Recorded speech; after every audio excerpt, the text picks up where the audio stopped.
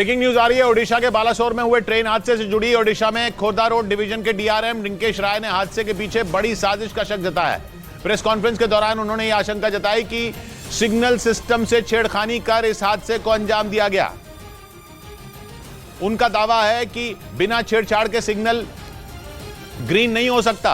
उन्होंने यह भी बताया कि लूप लाइन पर पहले से ही मालगाड़ी खड़ी थी, मतलब ट्रैक पर पहले से ट्रेन मौजूद थी, जिसकी वजह से सिग्नल लाल था, जबकि हादसे के बाद यह बात सामने आई कि सिग्नल ग्रीन था। और इसी वजह से यह शक जताया जा रहा है कि 3 ट्रेनों के बीच हुई टक्कर के पीछे बड़ी साजिश हो सकती है। हालांकि एक रोज पहले 5 जून को सीबीआई ने इस भीषण ट्रेन हादसे की जांच शुरू कर दी और हादसे से जुड़े हर पहलू को खंगाल रही है, ताकि यह पता लगाया जा सके कि आखिर कैसे एक साथ 3 ट्रेनों की टक्कर हो गई। इसी बीच ओडिशा के भुवनेश्वर में खोर्धा रोड डिवीजन के डीआरएम यानी डिविजनल रेलवे मैनेजर रिंकेश राय ने यह आशंका जताई कि सिग्नल से छेड़छाड़ कर एक साजिश के तहत इस ट्रेन हादसे को अंजाम दिया गया। उन्होंने प्रेस कॉन्फ्रेंस के दौरान सिग्नल सिस्टम में गड़बड़ी किए जाने का शक जताया।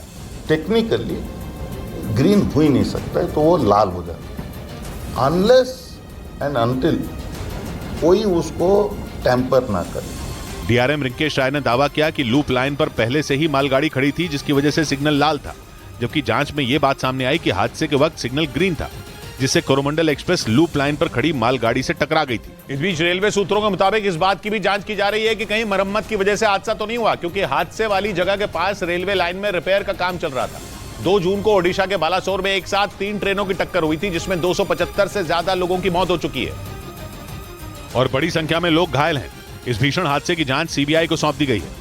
सीबीआई की टीम हर एंगल से बालासोर ट्रेन हादसे की जांच में जुटी है, लेकिन रेलवे के सूत्रों के मुताबिक ये बात भी सामने आई कि जिस जगह पर हादसा हुआ उसके आसपास रेलवे लाइन में रिपेयर का काम चल रहा था। हमारे सूत्रों के अनुसार इस लेवल क्रॉसिंग में कुछ काम हो रहा था, जिसकी वजह से यह आशंका जताई जा रही है कि खुदाई की वजह से कहीं इलेक्ट्रॉनिक इंटरलॉकिंग में गड़बड़ी आ गई होगी। इसीलिए रेलवे की जांच टीम के साथ साथ सीबीआई की टीम भी इस एंगल को खंगाल रही है और ये पता लगाने में जुटी है कि यह हादसा कहीं रिपेयर के काम की वजह से तो नहीं हुआ। इधर बालासोर ट्रेन हादसे पर टीएमसी नेता कुणाल घोष के ट्वीट पर सियासी बवाल हो गया, क्योंकि कुणाल घोष ने करीब 1.5 मिनट की एक ऑडियो क्लिप शेयर की, जिसमें 2 लोग बालासोर रेल हादसे की बात करते सुनाई दिए, जिसके बाद इस ऑडियो क्लिप पर सियासी बखेड़ा खड़ा हो गया। क्योंकि कुणाल घोष ने करीब 1.5 मिनट की जो ऑडियो क्लिप शेयर की, उसमें एक शख्स ये कहता सुनाई दिया कि ट्रेन गलत लाइन पर चली गई थी। यही नहीं, उस शख्स ने आशंका जताई कि कुछ तो गड़बड़ हुई, जिसकी वजह से तीनों ट्रेनें टकरा गईं। कुछ काम हुआ था वहाँ पे, तो मैं भी उसमें कुछ गड़बड़ किया हूँ। दावा किया गया कि क्लिप में रेलवे के 2 बड़े अधिकारियों ने बात की, जिसके बाद बीजेपी भड़क गई और उसने ऑडियो पर भरोसा करने से इनकार कर दिया। ये आपको मिला कैसे? इसका सत्यार्पण हुआ है क्या?